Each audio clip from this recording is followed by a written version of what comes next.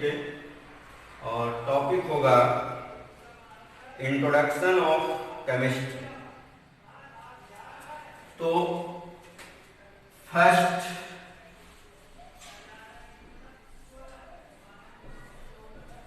हम लोग पहले तो ये जानेंगे केमिस्ट्री है क्या, केमिस्ट्री क्या है, केमिस्ट्री कैसे पढ़ना है, केमिस्ट्री में क्या क्या पढ़ना है, और बहुत सारी बातें हैं जिन पर हम लोग डिस्कस करने जा रहे हैं। तो chemistry is the branch of science, the branch of science which deals with the study of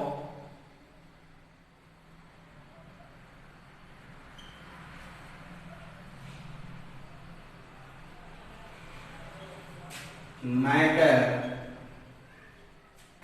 present in our surrounding, या ये कह सकते हैं यूनिवर्स।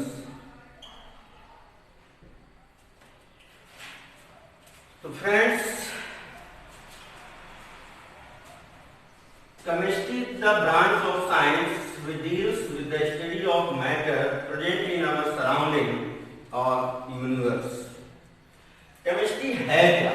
केमिस्ट्री पे हम लोग बात करेंगे। देखो, बहुत ही इजी सब्जेक्ट है, बच्चे इसको बहुत हार्डली लेते हैं, बहुत कठिन है, बट केमिस्ट्री में कुछ बेसिक चीजें हैं जिन पे हम लोग अगर फोकस कर लेते हैं, जिनको सीख लेते हैं, तो केमिस्ट्री बहुत इजी होती है। जैसे अगर हम डिस्कस करें आपसे व्हाट इज हिंदी, जैसे हिंदी पढ़ने के लिए हमें कुछ बेसिक चीजें जानना जरूरी है। जैसे नॉलेज टू, का टू गया, आ टू आहा। इंग्लिश के लिए हमें आना चाहिए ए टू जेड। मैथ्स के लिए 0 टू इनफाइनाइट। वैसे ही केमिस्ट्री सीखने के लिए हमें पता होना चाहिए पीरियोडिक टेबल। केमिस्ट्री के लिए हमें पता होना चाहिए पीरियोडिक टेबल, जिसमें क्या होते हैं, एलिमेंट्स होते हैं।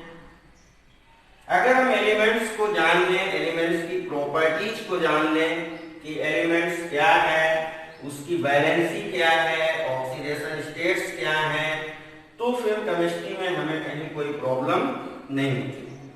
ये वीडियो हम सिर्फ 11-12 के लिए अपलोड नहीं कर रहे हैं, बल्कि इस वीडियो से हमारे जो छोटे बच्चे हैं 9, 10, जहां से केमिस्ट्री स्टार्ट होती है, जहां से भी केमिस्ट्री स्टार्ट होती है, वहीं से स्टार्ट होता है स्टडी ऑफ एलिमेंट्स। अगर हम स्टडी ऑफ एलिमेंट्स अच्छे से नहीं कर पाते हैं तो हम केमिस्ट्री को सिर्फ रट सकते हैं, केमिस्ट्री को सीख नहीं सकते, केमिस्ट्री के बारे में हम बहुत अच्छे से नॉलेज गेन नहीं कर सकते। तो चलिए हम थोड़ा सा बात करते हैं कि एलिमेंट्स और एलिमेंट्स के साथ साथ इट्स वैलेंसी, ऑक्सीडेशन स्टेट, ये कुछ बेसिक टर्म्स हैं जिन पे हम लोग बात करेंगे। और अगर इनको हमने सीख लिया तो ये समझ लीजिएगा कि केमिस्ट्री में हम लोगों ने महारत हासिल कर ली। तो चलते हैं, सबसे पहले हम लोग डिस्कस करते हैं कि हमारा सिलेबस क्या है, और उस सिलेबस के अकॉर्डिंग पीरियोडिक टेबल एलिमेंट्स का यूज कहां कहां पर, कैसे और कब करना है।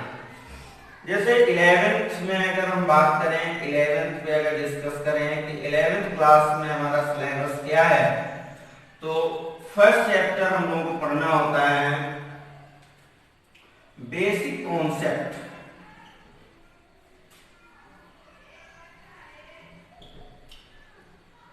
बेसिक कॉन्सेप्ट में कई चीजें हैं, जैसे मोल कॉन्सेप्ट है, लॉ ऑफ कॉम्बिनेशंस हैं कि एलिमेंट्स मीन्स एटम्स कैसे कंबाइन होते हैं to each other and generate a molecule, and what is their number of moles and how can we calculate the number of moles in a particular substance. दूसरी बात आती है, second chapter है हमारा periodic properties.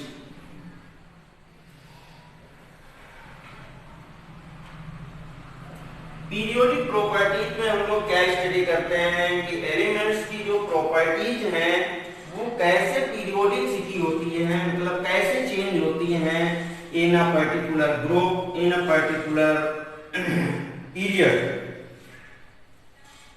तो इसमें number of properties हम लोगों को डिस्कस करना होता है, जैसे radius, size,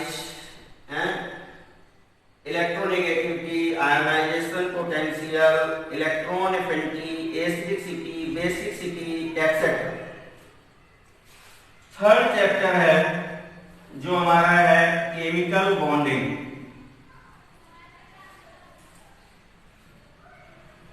chemical bonding chapter में हम लोगों को डिस्कस करना होता है कि एलिमेंट्स जो होते हैं उनके एटम्स जो होते हैं वो कैसे कंबाइन होते हैं, किस रेशियो में कंबाइन होते हैं, उनकी वैलेंसी क्या होती है, उनकी कंबाइनिंग कैपेसिटी क्या होती है, और वो कंबाइन होकर के कैसे मॉलिक्यूल्स जनरेट करते हैं, और उनकी प्रॉपर्टीज भी डिस्कस करते हैं। फोर्थ हमारा चैप्टर है state of matter.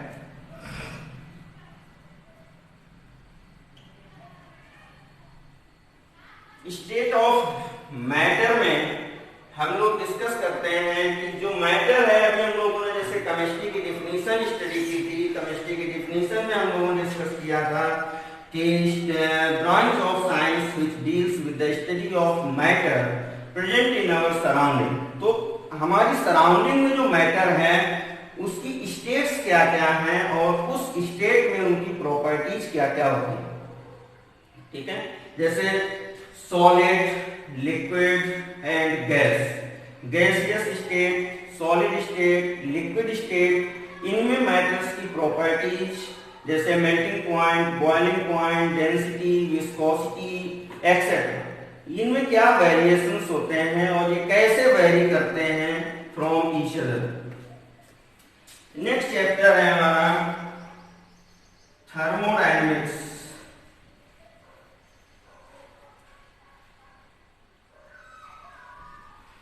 Thermodynamics chapter में हम लोगों को डिस्कस करना होता है कि जो कोई भी मैटर है तो वो मैटर हमारा एक सिस्टम होता है और उस सिस्टम के सराउंडिंग में जो भी है वो कैसे थर्मल मीन्स होता है हीट से रिलेशन होता है कि हीट को कैसे गेन करता है, एब्जॉर्ब करता है और कैसे रिलीज करता है, कैसे मैटर एक स्टेट से दूसरी स्टेट में चेंज हो सकता है with the help of heat. और नेक्स्ट चैप्टर है हमारा equilibrium.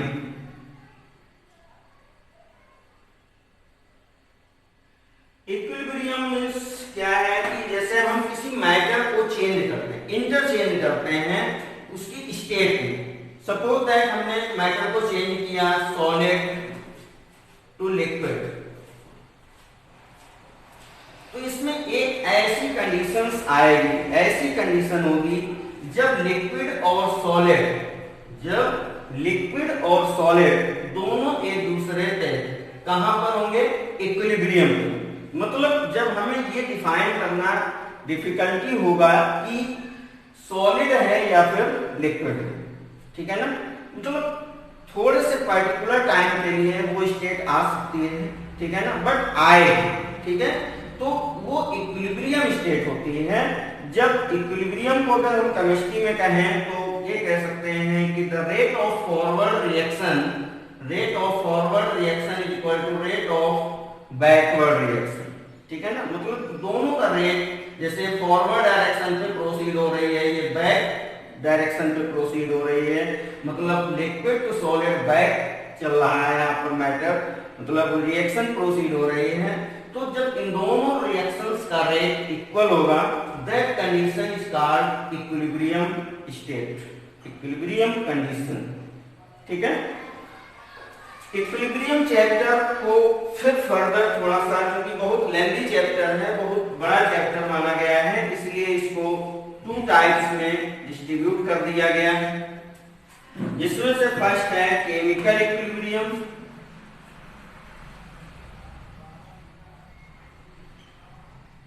And ionic equilibrium.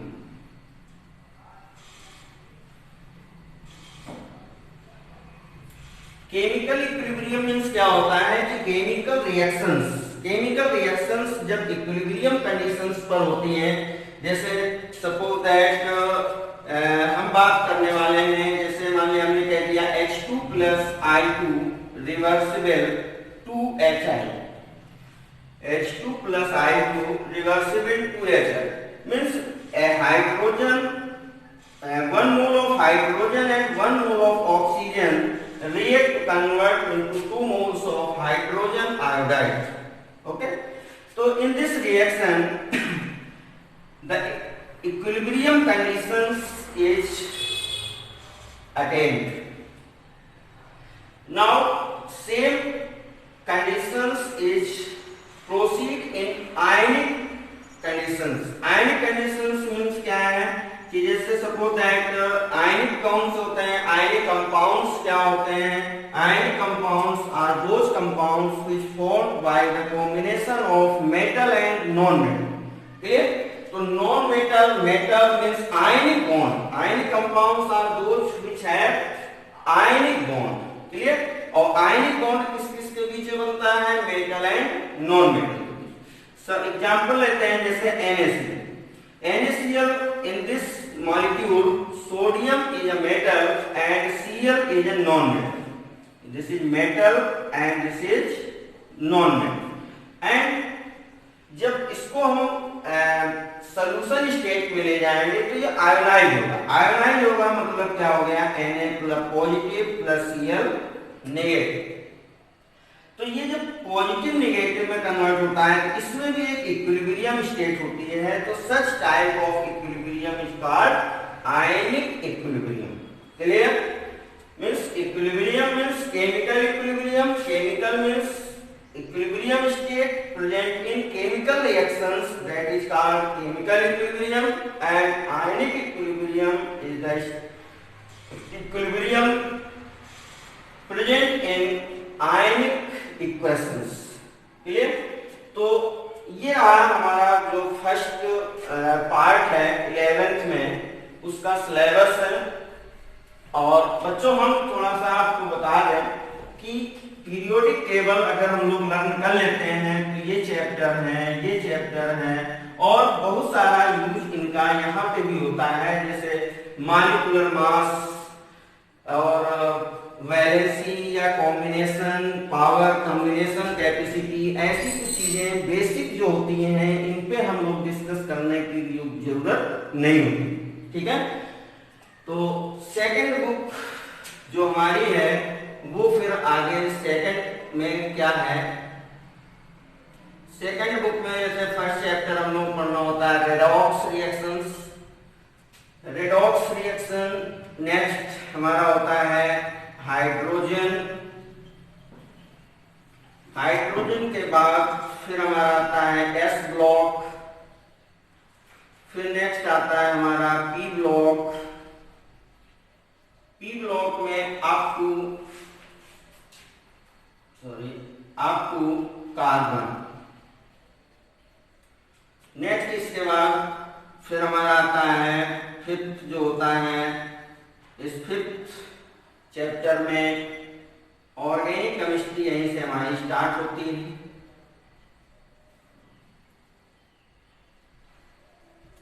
Organic chemistry में बेसिक इंट्रोडक्शन, हाइड्रोकार्बन, हाइड्रोकार्बन, फिर एरोमेटिक, एलिफैटिक, मतलब इस तरह से पूरा डिवाइडेशन है, जिसमें सबसे इजी केमिस्ट्री है आपकी ऑर्गेनिक केमिस्ट्री। ऑर्गेनिक केमिस्ट्री से ज्यादा इजी ना आपकी फिजिकल केमिस्ट्री है ना आपकी इनऑर्गेनिक केमिस्ट्री। क्यों ऐसा होता है? क्योंकि ऑर्गेनिक केमिस्ट्री में हमें पर्टिकुलर एक ही एलिमेंट के बारे में लड़ना होता है, पढ़ना होता है, जो है क्या, कार्बन। अगर कार्बन की हम ऑल प्रॉपर्टीज डिस्कस कर लें, ऑल प्रॉपर्टीज गेन कर लें, नॉलेज ले लें कि कार्बन क्या है, कार्बन की प्रॉपर्टीज क्या है, तो फिर हमें ऑर्गेनिक केमिस्ट्री पढ़ने में कहीं कोई प्रॉब्लम नहीं होती। तो फ्रेंड्स बने रहिए हमारे साथ, हम आपको बताएंगे ऑर्गेनिक है क्या। ऑर्गेनिक कभी पढ़ने की जरूरत नहीं है, बस इसको समझना है और समझाएंगे हम आपको एक बहुत ही अच्छे ट्रिक, बहुत ही अच्छी लैंग्वेज के साथ। बस देखते रहिए वीडियो को और लाइक और सब्सक्राइब करना मत भूलिए। ओके, तो चलते हैं, बात करते हैं कि इनमें हमें पीरियोडिक टेबल का यूज कहाँ करना है, किस किस चैप्टर को। अगर हम पीरियोडिक टेबल को अच्छे से गेन कर लें, लर्न कर लें और उसकी एक एक प्रॉपर्टी को समझ लें, तो कहाँ कहाँ पर कौन कौन से चैप्टर्स हमारे पीरियोडिक टेबल से यूं छुट्टियों में सॉल्व हो जाता है। ठीक है, जैसे मैंने आपको बताया पीरियोडिक प्रॉपर्टीज भाई, अगर हम किसी पर्टिकुलर, जैसे कि एग्जाम्पल देते हैं कि अगर हम एक पर्टिकुलर, मैं आपको नहीं जानता है ना, आप मुझे नहीं जानते, हम बाहर मिलेंगे तो आप हमको क्या एडवाइस करेंगे, कैसे हमें डिफाइन करेंगे, कौन है, टीचर है, क्या है ना। तो पहले हम उन एलिमेंट्स को पहले इंट्रोडक्शन में लाते हैं कि इंट्रोडक्शन में मतलब हम उनको जाने कि वो कौन है, ठीक है ना, क्या करते हैं, इनकी प्रॉपर्टीज मतलब, ठीक है। तो वैसे ही अगर हम जान लें कि ये एलिमेंट हमारा किस ब्लॉक से है, किस पीरियड से है, किस ग्रुप से है, ठीक है, और इसकी प्रॉपर्टीज क्या क्या है, जैसे वैलेंसी क्या है, ऑक्सीडेशन स्टेट कैपेसिटी क्या हो सकती है वगैरह, ठीक है। तो इससे हम पीरियोडिक प्रॉपर्टीज, केमिकल बॉन्डिंग, और इनमें तो होना ही है, ठीक है ना, क्योंकि एलिमेंट्स ही कंबाइन होकर के मॉलिक्यूल्स बनाते हैं, ऐसा हम लोग बचपन से सीख रहे हैं, ठीक है। तो जब मॉलिक्यूल्स हमें मिलता है तो उसका मॉलिक्यूलर मास होता है, और मॉलिक्यूलर मास हम लोगों को पता है कि एलिमेंट्स से जब कंबाइन होकर मॉलिक्यूल बनता है तो कैसे हम उसका मॉलिक्यूलर मास कैलकुलेट करते हैं, क्लियर। तो इन सब में यूज तो होना ही, बट जो मतलब अप्रोक्स 90% जो चैप्टर केवल पीरियोडिक टेबल पे डिपेंड हो, उन चैप्टर्स पे फोकस कर रहे हैं। जैसे रेडॉक्स चैप्टर में ऑक्सीडेशन स्टेट को हम लोग क्या कर सकते हैं कि ऑक्सीडेशन स्टेट हम पीरियोडिक टेबल से मिनिमम से लेकर के मैक्सिमम तक, क्लियर, मिनिमम से लेकर के मैक्सिमम ऑक्सीडेशन स्टेट तक हम लोग कैलकुलेट कर सकते हैं कि इससे ना नीचे हो सकती है कोई ऑक्सीडेशन स्टेट, या कहें कि इस ऑक्सीडेशन से नीचे की ऑक्सीडेशन स्टेट पर या इससे ऊपर ऑक्सीडेशन स्टेट पर, मतलब मैक्सिमम ऑक्सीडेशन से ऊपर ऑक्सीडेशन स्टेट पर कोई भी मॉलिक्यूल दुनिया में है ही, ठीक है। जैसे बेसिक सा एग्जांपल लेते हैं, तो बच्चों ने सीखा भी होगा H2SO8। क्वेश्चन बहुत आता है, ठीक है, सीबीएसई भी बहुत पूछती है इसको, हमारे यूपी बोर्ड में भी बहुत सारे क्वेश्चन इससे आते हैं। अगर हम कहते हैं calculate oxidation number of sulphur, ठीक, क्लियर, तो जिन बच्चों को पता है हम तो सिखाएंगे आपको, ठीक है, कि कैसे हम इसको कैलकुलेट करते हैं। हाइड्रोजन की पुटअप कर देते हैं वैल्यू, तो +1 into multiplied by 2 plus 2x, x हम कब करेंगे जिसकी हमें फाइंड आउट करनी है, plus oxygen -2 into 8 equal to 0, because whole charge is 0, clear. तो there +2 plus 2x -16 equal to 0, 2x equal to plus 14, x equal to plus 7। अब आप ये बताइए कि क्या ये ऑक्सीडेशन स्टेट सही है?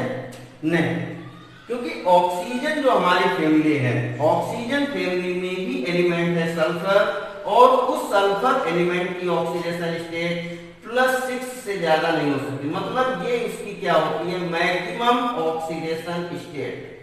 बच्चे गलत कर दिया, बच्चे यहाँ पर +7 ऑक्सीडेशन स्टेट कैलकुलेट करते हैं और फिर कहते हैं ये तो हमारा क्लियर है, 1 नंबर मेरा पक्का 100% मिले।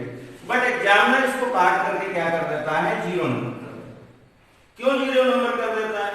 क्योंकि इसमें हमें पता है, जिनको नहीं पता वो लोग ऐसा करते हैं, लेकिन जिनको पता है कि मैक्सिमम ऑक्सीडेशन स्टेट क्या होती है, मिनिमम ऑक्सीडेशन स्टेट्स क्या होती हैं, वही लोग इन चीजों को, कॉन्सेप्ट को जानते हैं और वही टाइप के क्वेश्चंस को सॉल्व भी कर सकते हैं।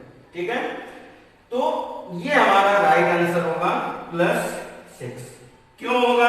क्योंकि इस मॉलिक्यूल्स को फिर हम ओपन करके देखेंगे, इसका स्ट्रक्चर बनाएंगे तो कहीं ना कहीं इसमें पेरोक्साइड बॉन्ड वगैरह मिलते हैं, जिनको फिर हम लोग बाद में डिस्कस करेंगे। बस एक छोटा सा एग्जांपल, मेरा मोटो था आपको बताना कि ऑक्सीडेशन स्टेट जब तक हम क्लियर नहीं जानेंगे तब तक हम इसी तरह से गलत आंसर करके आएंगे और वो फिर गलत मार्क्स में मिलेंगे। खैर, तो ये चैप्टर हमने आपको बताया कि ये भी हमारा पीरियोडिक टेबल से रिलेटेड है। देन हाइड्रोजन, हाइड्रोजन एक चैप्टर क्यों बनाया गया, उसके पीछे भी एक रीजन है कि इसको, चूंकि हाइड्रोजन को S ब्लॉक में रखा गया है एल्कली मेटल्स के साथ, ठीक है ना, बट इसको अलग चैप्टर क्यों बनाया, इसको यही S ब्लॉक में एल्कली के साथ ही क्यों ना डिस्कस कर लिया है? इसका रीजन है कि ये सब मेटल्स है but hydrogen is non metal. Hydrogen क्या है भाई? Non metal. और लिथियम, सोडियम, पोटेशियम, रुबिडियम वगैरह ये सब क्या है? मेटल्स है। क्लियर? तो ये नॉन मेटल एक्सेप्शनल केस है, बट कुछ प्रॉपर्टीज की सिमिलरिटीज हैं जिनके बिहेव पे इसे यहाँ पर हाइड्रोजन को S ब्लॉक में प्लेसमेंट तो दे दिया है, बट इनकी जो प्रॉपर्टीज है वो इनमें बहुत कम मैच करती हैं, बहुत कम सिमिलरिटी शो करती हैं। इस वजह से हाइड्रोजन को एक अलग ही चैप्टर दे दिया गया है। फिर पढ़ेंगे हम लोग चैप्टर में S ब्लॉक। S ब्लॉक तो पूरा पीरियोडिक टेबल, P ब्लॉक पूरा पीरियोडिक टेबल, और ऑर्गेनिक केमिस्ट्री में जैसे हमने यहाँ पर कुछ बातें की थी पीरियोडिक प्रॉपर्टीज को लेकर के, तो पीरियोडिक प्रॉपर्टीज में कार्बन किससे जुड़ा हुआ? कार्बन है क्या? कार्बन पहली चीज तो ये जान लेते हैं कि क्या है? Non metal. नॉन मेटल है तो ये कोवैलेंट बॉन्ड ही जनरेट करेगा, और कोवैलेंट बॉन्ड जो होगा वो किसके साथ में? वो किसी नॉन मेटल के ही साथ में होगा, क्योंकि हमने पहले ही प्रॉपर्टीज बता रखी है कि जब मेटल कंबाइन होते हैं तो मेटेलिक बॉन्ड बनता है, मेटल नॉन मेटल कंबाइन होते हैं तो आयनिक बॉन्ड बनता है, नॉन मेटल कंबाइन होते हैं तो कोवैलेंट बॉन्ड बनता है। क्लियर? तो ये जो नॉन मेटल हमारा है इसकी प्रॉपर्टी हमें पता होनी चाहिए कि ये जो नॉन मेटल है ये is more electronegative than carbon और लेस इलेक्ट्रोनेगेटिव देन कार्बन। अगर ये नॉन मेटल हमारा मोर इलेक्ट्रोनेगेटिव देन कार्बन है, then carbon carry positive charge. Otherwise if carbon is less more electronegative than non metal, suppose that जैसे hydrogen is electropositive in compare to carbon, right? तो electron move toward carbon, hence carbon get negative and hydrogen get positive charge. Clear? तो ये तो basic चीजें हैं, अगर ये सब हम लोगों ने सीख ली, ठीक है ना, तो ये दावा करता हूं कि आपका ऑर्गेनिक केमिस्ट्री में आपको कुछ पढ़ने की जरूरत नहीं है। बस बने रहिए हमारे साथ, हम आपको सिखाएंगे ऑर्गेनिक केमिस्ट्री क्या है और कैसे पढ़ना है इसको। क्लियर? तो ये था हमारा introduction of 11th class. 11th class में आप आई होप मेरे सारी बातें समझ चुके होंगे कि हमें कैसे पढ़ना है, एक एक चैप्टर को कैसे सिस्टमैटिक ढंग से पढ़ना है, जिससे हमें केमिस्ट्री लर्न नहीं करनी पड़ेगी, हमें बस सीखते जाना है। ठीक है? तो हम लोग सीखेंगे, ठीक, chapter by chapter, topic by topic discuss करेंगे और सीखते रहेंगे। अब देखते हैं कुछ 12th का सिलेबस, 12th में क्या पढ़ना है, कैसे पढ़ना है और क्या क्या पढ़ना है। ठीक है? तो इससे पहले हम आपको बताना चाहते हैं कि अगर आपने 11th को बहुत अच्छे से पढ़ लिया तो 12th में आपको कुछ पढ़ने की जरूरत नहीं है, क्योंकि हमने आपको जैसे प्रॉमिस किया है कि अगर हम periodic table, properties of elements अच्छे से डिस्कस कर लेते हैं तो हमें 12th में या हायर एजुकेशन में भी केमिस्ट्री में कुछ पढ़ने की जरूरत नहीं है। हाँ, कुछ नए टॉपिक्स जुड़ जाते हैं जिन पे हमें पढ़ना है, लेकिन उनकी भी ओरिजिन, उनका भी जो जनरेशन होता है वो वहीं से शुरू होता है, मतलब पीरियोडिक टेबल से ही, क्योंकि जो केमिस्ट्री है वो केवल एलिमेंट पे ही डिपेंड है। ठीक है, तो बात करते हैं 12th में। 12th में हमें क्या क्या पढ़ना है। 12th में जैसे फर्स्ट चैप्टर है हमारा solid state. Solid state chapter है। सॉलिड स्टेट अभी यूपी बोर्ड में तो चल रहा है, लेकिन सीबीएसई बोर्ड ने इसको हटा दिया है। सीबीएसई बोर्ड के अकॉर्डिंग जो अपना नेक्स्ट चैप्टर है वो है सॉल्यूशन, उसी को उन लोगों ने फर्स्ट चैप्टर मान लिया है। सॉल्यूशन के बाद तीसरा चैप्टर है हमारा इलेक्ट्रोकेमिस्ट्री। चौथा चैप्टर है केमिकल काइनेटिक्स।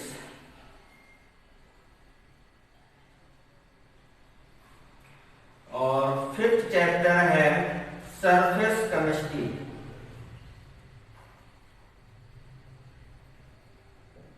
और सिक्स्थ चैप्टर हमें मिलने वाला है और वो है मेटलर्जी।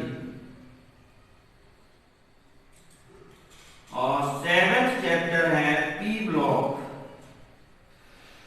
जैसे हमने अभी बात की थी कि पी ब्लॉक में आपको कार्बन हम लोग 11th में डिस्कस करते हैं और 12th में हमें सिर्फ बचता है कौन कौन से नेक्स्ट फैमिली कौन कौन सी है, बताइए आप लोग। कार्बन के बाद कौन कौन सी फैमिली है? Nitrogen, oxygen, hydrogen and noble gases. ये चार फैमिली हम लोगों को यहाँ पी ब्लॉक में डिस्कस करना है। ठीक है, इससे प्रीवियस जितने भी हैं, चाहे वो एस ब्लॉक हो या पी ब्लॉक में आपको कार्बन है, वो हम लोग डिस्कस कर चुके हैं 11th में। क्लियर? तो ये पी ब्लॉक है। पी ब्लॉक में नाइट्रोजन, ऑक्सीजन, हाइड्रोजन और नोबल गैसेस, इनको हमें डिस्कस करना है। देन इसके बाद नेक्स्ट चैप्टर है हमारा D and F block elements, मतलब properties of D and F block elements. Clear? और 9th चैप्टर है कोऑर्डिनेशन केमिस्ट्री।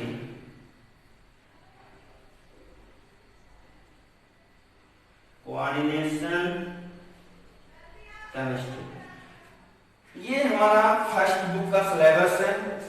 फर्स्ट बुक में फर्स्ट पार्ट में हमें इतने चैप्टर्स स्टडी करने हैं, जिनमें से इलेक्ट्रोकेमिस्ट्री, मतलब ये जो हमारे हैं 4 चैप्टर्स हैं, solid state, solution, electrochemistry and chemical kinetics, these are the part of physical chemistry.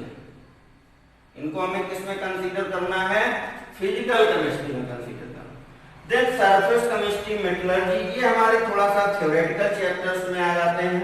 ठीक है, और ये जो पी ब्लॉक, डीएफ और कोऑर्डिनेशन है, ये जो हमारे होते हैं कॉन्सेप्चुअल, कॉन्सेप्ट पे आते हैं, मतलब कॉन्सेप्चुअल हमारे टॉपिक्स हैं, चैप्टर्स हैं जो कॉन्सेप्ट बेस होते हैं। कह सकते हैं कि इनको हम बहुत अच्छी अच्छी ट्रिक के माध्यम से भी पढ़ेंगे। ठीक है, बस आप बने रहिए हमारे साथ, हम आपको ट्रिक सिखाएंगे कैसे 1 सेकंड में हम किसी भी मॉलिक्यूल्स का हाइब्रिडाइजेशन, कैसे उसकी ज्योमेट्री, कैसे उसकी प्रॉपर्टीज, सब बिल्कुल हम लोग तुरंत निकालेंगे और बहुत मजा आएगा पढ़ने में। ठीक है, तो देखते हैं फिर इन चैप्टर्स में से यहां भी हम लोग देख रहे हैं कि P block, DF block and coordination, ये 3 चैप्टर भी जो हैं तभी हम लोगों को बहुत अच्छे से हो सकते हैं जब हमें पीरियोडिक टेबल पूरी क्लियर लर्न। ठीक है, हम एलिमेंट्स पता होना चाहिए। अब जैसे हम किसी बच्चे से पूछें कि बेटा ये बताइए कि फास्फोरस, या फास्फोरस नहीं कहेंगे, मान लें लेड, हम कहते हैं लेड किस ब्लॉक से रिलेटेड? बताइए आप है? तो मतलब कहने का ये है कि ये जो हमारा है इसको हम कैसे पता करेंगे। तो इसको पता करने के लिए बहुत सारी बातें आती हैं कि जैसे इसका एटॉमिक नंबर कितना होता है 82, ठीक है ना।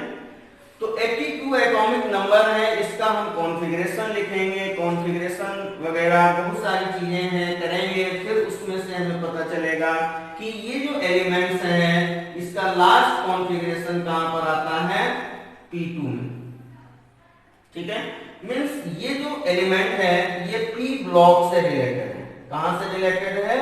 P ब्लॉक से रिलेटेड है और सेकंड ग्रुप, ठीक है। बस अभी इतनी सी जान लीजिए। अभी हम आपको बताएंगे कि इलेक्ट्रॉनिक कॉन्फ़िगरेशन ट्रिक के माध्यम से कैसे लिखते हैं, क्योंकि बेसिक जो बातें हैं उन पे हम बहुत स्ट्रांग रहना चाहते हैं, क्योंकि उनमें कहीं भी आपको कोई प्रॉब्लम नहीं होनी चाहिए, ठीक है। तो खैर, तो ये हमारा फिजिकल है और ये हमारी इनऑर्गेनिक से रिलेटेड है। ये थोड़ा सा उसमें है, थ्योरेटिकल में है। और हम लोग जैसे अब सेकंड बुक पे अगर बात करें कि सेकंड बुक पे हमें क्या पढ़ना है, तो सेकंड बुक में फिर से वही हमारी ऑर्गेनिक है। तो बच्चों जैसे हमने आपसे प्रॉमिस किया है कि हम अगर 11th में या कुछ जनरल टर्म्स ऑर्गेनिक के अगर हम क्लियर कर लेते हैं तो हमें ऑर्गेनिक में या इनऑर्गेनिक में फिजिकल का तो सिस्टम एक अलग होता है, उसका हर चैप्टर का लॉजिक अलग है, पढ़ने का कॉन्सेप्ट अलग है, बट ऑर्गेनिक और इनऑर्गेनिक जो होते हैं हमारे, इनका सबका कॉन्सेप्ट एक ही है, ठीक है। तो ऑर्गेनिक केमिस्ट्री में फिर से वही चैप्टर हमारे आने वाले होते हैं, जिनमें से पहले hello alkene and hello arenes, alcohol, phenol and ether,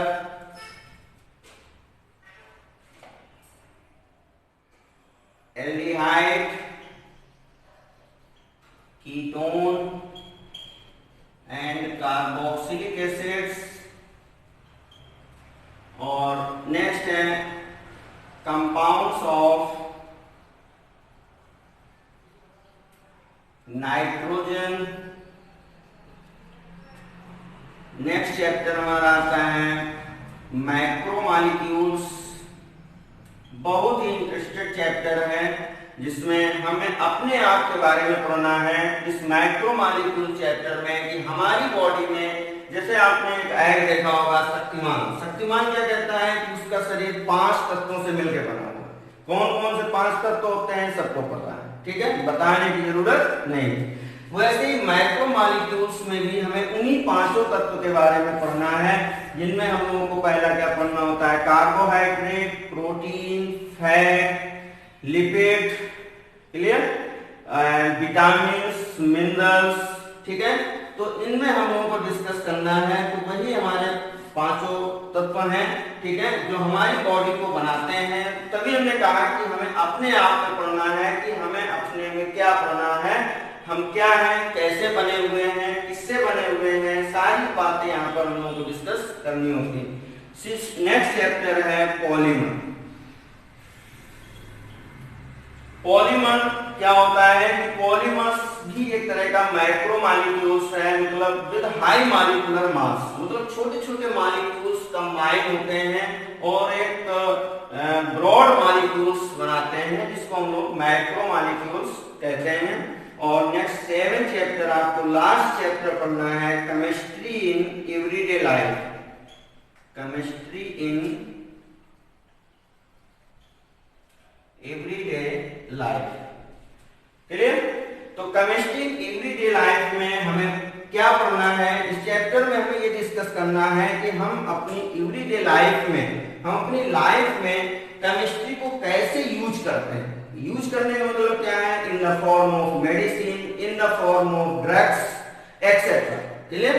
तो हम कैसे यूज करते हैं केमिस्ट्री को अपनी डेली लाइफ में, तो इस चैप्टर में हम लोगों को ये सब स्टडी करना है। तो जैसे हमने प्रॉमिस किया है कि ऑर्गेनिक केमिस्ट्री हम आपको चुटकियों में क्लियर करेंगे, मतलब सबसे इजी पार्ट है ऑर्गेनिक केमिस्ट्री।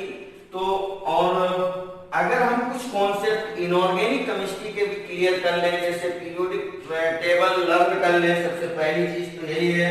आई होप, मुझे तो लगता है कि बच्चों को 10th क्लास तक पीरियोडिक टेबल हर कंडीशन पे लर्न हो जानी चाहिए, ठीक है, क्योंकि 10th क्लास में ही चैप्टर हमारा लगा हुआ है पीरियोडिक प्रॉपर्टीज। तो जब तक 10th क्लास में बच्चे पीरियोडिक टेबल नहीं लर्न करेंगे और टीचर उनको पीरियोडिक प्रॉपर्टीज पढ़ाएगा तो बच्चों के ऊपर से निकलता है, ठीक है ना, क्योंकि जब तक हम आपको नहीं जानते तो आपकी प्रॉपर्टी हम कैसे पढ़ेंगे, ठीक है, कि आपके फादर क्या करते हैं, आप कितने बजे सोकर जगते हैं वगैरह वगैरह, ठीक है ना, आप किस क्लास में पढ़ते हैं, आप किस कास्ट से बिलोंग करते हैं, कैसे क्या है, तो ये सारी प्रॉपर्टी हैं आपकी।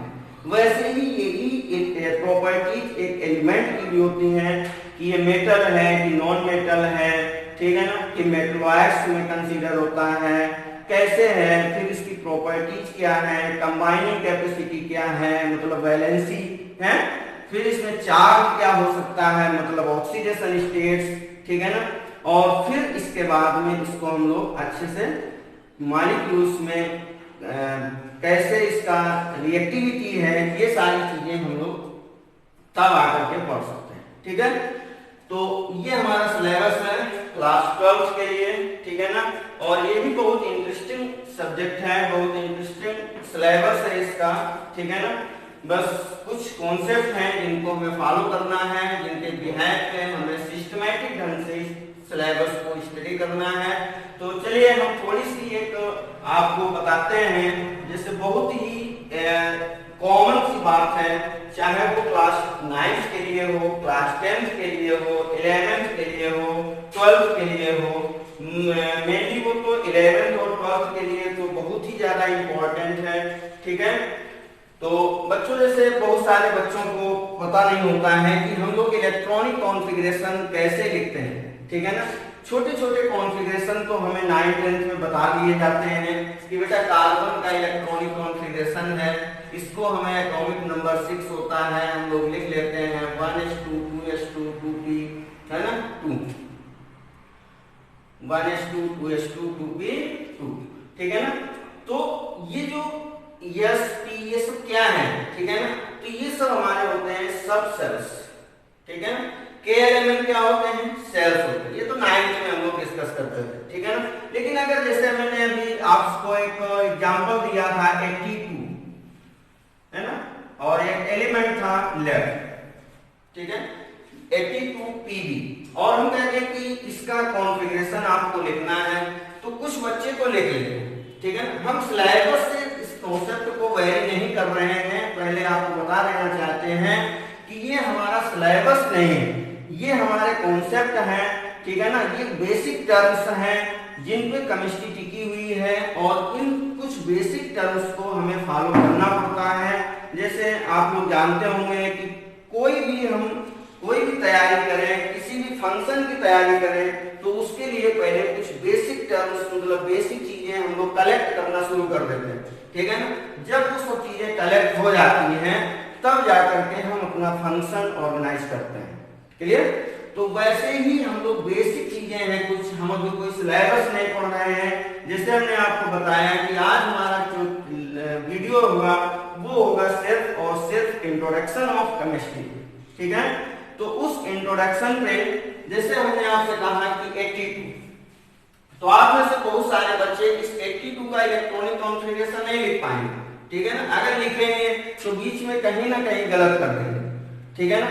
तो उसके लिए हम आपको एक ट्रिक देते हैं, और उस ट्रिक के माध्यम से आप देखते हैं कि पीरियोडिक टेबल में आज तक जितने भी एलिमेंट्स डिस्कवर हो चुके हैं या अभी और होने हैं, उन सब का भी हम इलेक्ट्रॉनिक कॉन्फ़िगरेशन इस ट्रिक के माध्यम से लिख सकते हैं, क्लियर। तो चलते हैं, पहले ट्रिक को देखते हैं, फिर 1 सेकंड में हम इसका कॉन्फ़िगरेशन लिख लेंगे, ठीक है ना। तो चलते हैं, जैसे हम लोग लिखते हैं पहले, बहुत ही इजी ट्रिक है, सा सा पासा है पासा,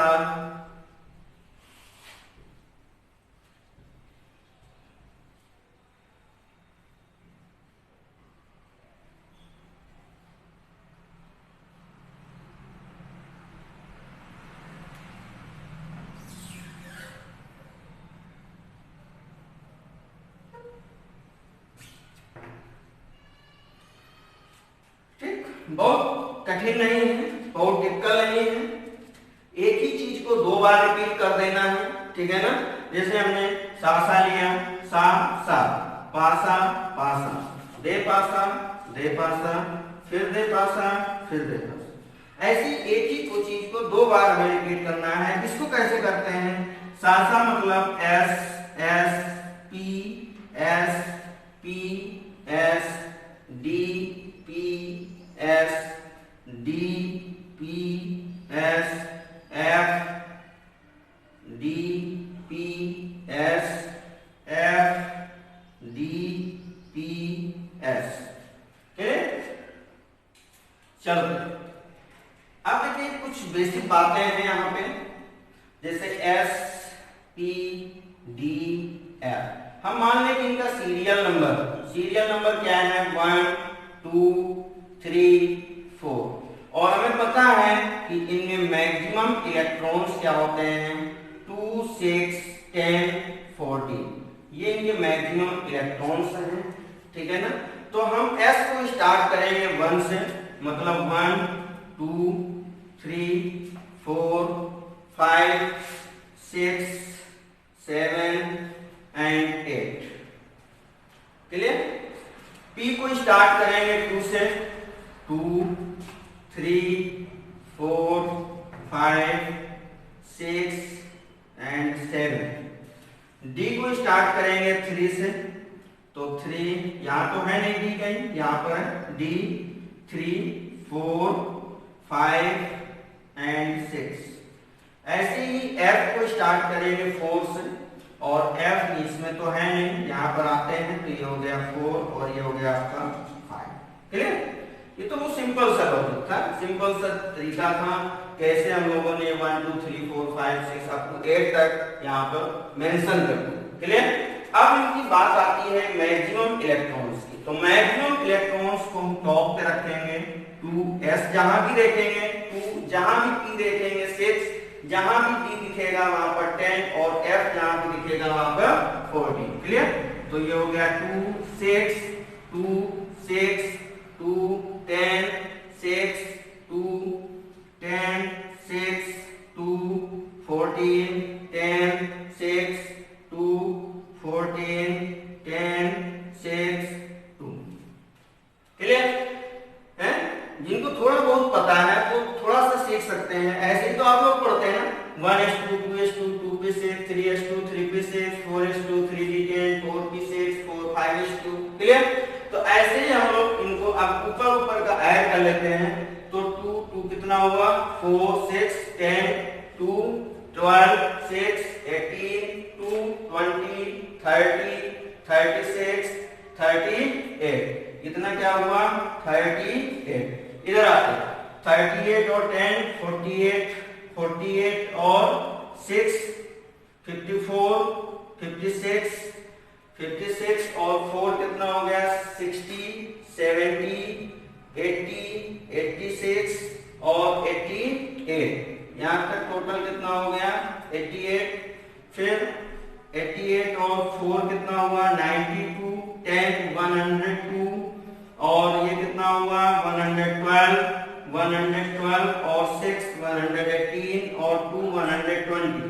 मीन्स बच्चों अगर हम लोग 120 का भी हमसे कोई कह दे कि सर आप 120 का इलेक्ट्रॉनिक कॉन्फ़िगरेशन या पीडीएफ में लिखिए, तो हम इस मेथड से लिख सकते हैं। और जैसे हम लोगों को पता है कि अब तक आपको 116 एटॉमिक नंबर 116 तक के ही एलिमेंट्स डिस्कवर हो चुके हैं, बट हम लोग फिर भी 120 तक का कॉन्फ़िगरेशन लिख सकते हैं। जैसे हमने आपको प्रॉमिस किया था कि जिनका भी डिस्कवरी भी नहीं हुई आज तक, जो भी पैदा भी नहीं हुए एलिमेंट्स, उनका भी हम लोग क्या कर सकते हैं? इलेक्ट्रॉनिक कॉन्फ़िगरेशन एक ट्रिक के माध्यम से लिख सकते हैं। ठीक है ना? और ये ट्रिक आपको बता दें कि आपको अब 12th में क्या करना है। 12th में इस तरह छोटे छोटे आपको कॉन्फ़िगरेशन लिखने को नहीं आएंगे, क्योंकि हमें यहाँ पर पढ़ना है D and F block elements. D and F block elements में एफ ब्लॉक का लास्ट एलिमेंट है 113। ठीक है ना। तो 113 का भी पूछा जा सकता है आपसे, किसी का भी पूछ सकता है, एग्जाम होता है ना। वहां पर हम लोग कंप्लेन नहीं कर सकते कि टीचर ने हमको इतना लंबा नहीं बताया, वो छोटे छोटे बताए थे, ठीक है ना। वहां तो हमें करना ही है, रो के करें या हंस के करें, ठीक है ना। तो मेरा जो टारगेट है वो टारगेट यही है कि हम आपको, जैसे हमने प्रॉमिस किया है कि हम आपको ऐसी ऐसी ट्रिक बताएंगे जिनका मतलब जो इनफाइनाइट तक जाएंगे, ठीक है ना। कभी भी आगे कहीं भी केमिस्ट्री पढ़ेंगे तो आपको एक एक चीज क्लियर होती जाएगी, ठीक है। तो खैर दोस्तों, जैसे हम बात करें 82 की, 82 को हम यहां से स्टार्ट करें तो हमने यहां पर देखा कि 88 हमारा होगा, क्लियर। अब 88 में क्या माइनस कर दें कि 82 हो जाए, तो इसमें अगर हम 6 माइनस कर दें, क्या माइनस कर दें 6, तो 6 कम करने के लिए हम क्या करेंगे, इस 2 को यहां से खत्म कर दें, यहां पर 4 खत्म कर दें तो क्या बचेगा, 2 बचेगा ना, है ना, क्लियर। तो मतलब इसका जो लास्ट कॉन्फ़िगरेशन आएगा वो क्या होगा, 6p2, क्लियर। बहुत सिंपल सी बात है, कुछ इसमें करने की जरूरत नहीं है, बस आप 2-4 बार इसको अपनी कॉपी में बनाएंगे, ठीक है ना। और ऐसे ही चिल्लाते रहिए, सा सा पासा पासा दे पासा दे पासा फिर दे पासा फिर दे पासा, ठीक है ना। आपको बिल्कुल क्लियर हो जाएगी, कहीं कुछ पढ़ने की जरूरत नहीं है। तो बस बने रहिए हमारे साथ और केमिस्ट्री सीखने की कसम खा लीजिए कि केमिस्ट्री हमें सीखना है तो सीखना, रटना नहीं केमिस्ट्री, ठीक है ना। और हम प्रॉमिस करते हैं कि आप केमिस्ट्री रटाएंगे नहीं, सिर्फ और सिर्फ सिखाएंगे, ठीक है। तो इससे आप बहुत सारे कॉन्फ़िगरेशन लिख सकते हैं, जैसे और भी 2-4 लिखिएगा, ठीक है। फिर हमें बताइए, कहीं कोई प्रॉब्लम हो, कहीं भी कोई प्रॉब्लम हो तो हमें जरूर बताइएगा, ठीक है ना। हम आपकी हेल्प करेंगे। और तो इसको नोट कर लीजिएगा, ठीक है, हटा दें, ओके।